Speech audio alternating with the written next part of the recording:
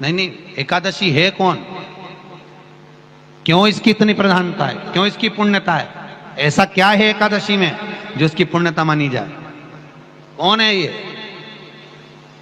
जो भगवान नारायण तक एकादशी का व्रत करते हैं? सुभद्रा जी को भगवान जगन्नाथ ने, जगदीश ने एकादशी का व्रत कराया था। बद्रीनारायण भगवान को माता लक्ष्मी ने एकादशी का व्रत कराया था। क्यों? चंद्रायण एकादशी व्रत की माता। एकादशी है कौन? तो कहा जिसको व्रत करने पर भगवान नारायण भी जिसका व्रत करते हो, भगवान माता लक्ष्मी जिसका व्रत करती हो, वो एकादशी है कौन? तो शास्त्र वर्णन करता है महाराज, स्कंद पुराण का सुंदर चातुर्मास्य खंड के अंतर्गत वर्णन आया है महाराज। एक बार भगवान विष्णु आनंद में विराजमान थे, पद्मावती और माता लक्ष्मी दोनों उनके पास में विराजी हुई थी। भगवान लक्ष्मी और पद्मावती दोनों बेटी, एक सिर के पास, एक चरण के पास। कुछ समय बाद वहीं पर ब्रह्मदेव का आगमन हुआ और ब्रह्मा जी आगमन पाकर भगवान नारायण पद्मावती से लगकर उठे और उठकर लक्ष्मी की ओर झुके। झुकने पर इन तीनों के समागम से भगवान नारायण के हृदय चित्त से एक कन्या प्रकट हो गई। उस कन्या का नाम एका था। क्या नाम था? एका। अब 10 उसके गुण इतने प्रबल थे, वो 10 गुण उसके बड़े प्रबल थे कि वो एका जिसको निहारती थी उसको संपदावान बना देती थी। जिसको देख लेती थी उसके जीवन में वो आनंद की अनुभूतियां करा देती थी। एका जिस मार्ग से जाती थी उस मार्ग के द्वार खोल देती थी। एका का पुण्य इतना पुण्य प्रखर। पद्मावती और लक्ष्मी ने कहा महाराज ये बेटी आपके द्वारा निर्मित हुई है, इसका कन्यादान करना चाहिए। हमारे यहाँ हिंदू धर्म में रीति है, जिस दिन कन्यादान करा जाता है उस दिन व्रत रखा जाता है। अब आजकल रखते कि नहीं रखते हो मालूम नहीं, और कन्यादान करते समय व्रत रखा जाता है। व्रत रखना, एका का कन्यादान करना है। भगवान बोले कन्यादान करें, किसको दें? एका किसको दी जाए? एका प्रदान किसको करी जाए? पुण्यता किसको दी जाए? भगवान नारायण ने उसी समय लक्ष्मी और पद्मा से पूछा, तुम एकादशी के दिन जब आप जल शंकर को चढ़ाने तो रोज ही जाते, जब एकादशी का दिन रहे और शंकर जी के मंदिर में आप जल समर्पित करें तो 3 बार मुख से स्वधा स्वधा स्वधा या स्वधा स्तोत्र का पाठ, जिसमें 12 श्लोक 2-4 हैं। पैसा तो आ रहा है पर घर में टिक नहीं रहा। डॉक्टर में, पुलिस में, एक्सीडेंट आदि में, कहीं गलत जगह पर, व्यसन में अगर पैसा जा रहा है, जुए में, मांसाहार, मदिरा पान, या कहीं आया पैसा आने में कमी नहीं, आ रहा है पर टिक नहीं रहा, रुक नहीं रहा।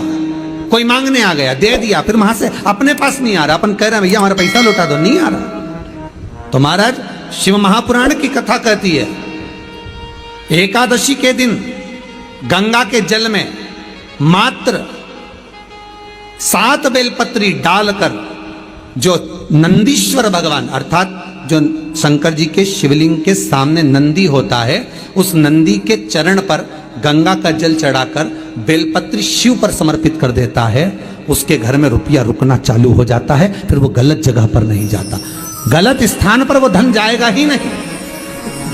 तूने समझा, मांग तुझे क्या चाहिए। एकादशी ने भगवान विष्णु से कहा, नाथ प्रभु वर दे दो, मृत्यु लोक में जो मनुष्य मेरा व्रत करेगा, चाहे जलचर, थलचर, वायुचर या सांसारिक मनुष्य, मेरा अगर एकादशी का व्रत करेगा प्रभु, उसके यहां धन धान्य वैभव सुख संपदा बढ़ेगी और उस जीवात्मा को नरक नहीं भोगना पड़ेगा, सीधे वैकुंठ का उसको वास मिलेगा। जब जीव आत्मा को लेकर चला जाएगा, यम के दूत जब बंदी बनाकर ले जा रहे होंगे उस जीवात्मा को जिसके प्राण छूटे होंगे, यम के दूत जब बंदी बनाकर ले जा रहे होंगे, तब मुझे वर दो कि मैं इसका हाथ पकड़कर बेतरनी से पार उतार कर सारे नरकों से निकालती हुई आपके धाम में लेकर आऊं। भगवान ने वर दे दिया, तथास्तु। हे एकादशी सुनो, मृत्यु लोक का मनुष्य अन्न का त्याग कर कर, क्योंकि अन्न में एकादशी के दिन पाप पुरुष रहता, अन्न का त्याग कर कर एकादशी के दिन जो मनुष्य तुम्हारा व्रत धारण करेगा, उस व्रत को करेगा और उस व्रत को धारण करेगा, उसकी मनोकामना पूर्ण होकर वो मेरे ही धाम को जाएगा। ये तो हुआ एकादशी के जन्म की कथा। एकादशी के दिन गंगा के जल में मात्र 7 बेलपत्री डालकर जो नंदीश्वर भगवान अर्थात जो शंकर जी के शिवलिंग के सामने नंदी होता है, उस नंदी के चरण पर गंगा का जल चढ़ाकर बेलपत्री शिव पर समर्पित कर देता है, उसके घर में रुपया रुकना चालू हो जाता है। फिर वो गलत जगह पर नहीं जाता, गलत स्थान पर वो धन जाएगा ही नहीं। बेटा अगर व्यसन में पड़ा हुआ है, मदिरापान में पड़ा हुआ है, मांसाहार में, जुए आदि में जा रहा है, तुम्हें लग रहा है कि मेरा बेटा गलत मार्ग पर जा रहा है, ये मित्र दोस्ती गलत हो रही है, वो सही जगह पर आ जाए। करना है एकादशी।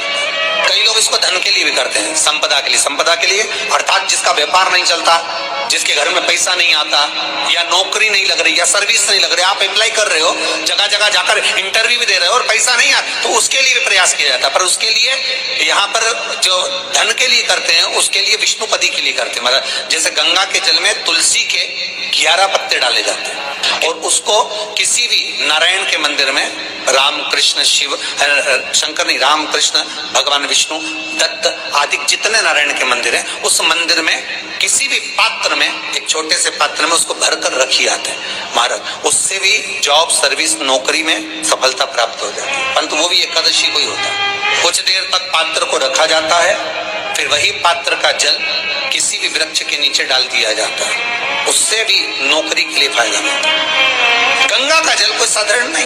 दशमी, एकादशी और द्वादशी, इन 3 तिथियों पर एक रोटी में थोड़ा सा मीठा रखकर सोमक पितृ का नाम लेकर यदि गाय को खिला दिया जाता है, तो अगर कोई पूर्वज प्रेत योनि में भी पड़ा हुआ होता है, भटक रहा होता है, जिसको पिंड नहीं मिला, जो अचानक मर गया होता है, अधोगति में चले गया होता है, उस जीव की मुक्ति दशमी, एकादशी और द्वादशी, ये 3 दिन सोमक पितृ का नाम लेकर रोटी में, पूड़ी में मीठा रखकर अगर गाय को खिला दिया जाता है, ये 3 दिन तक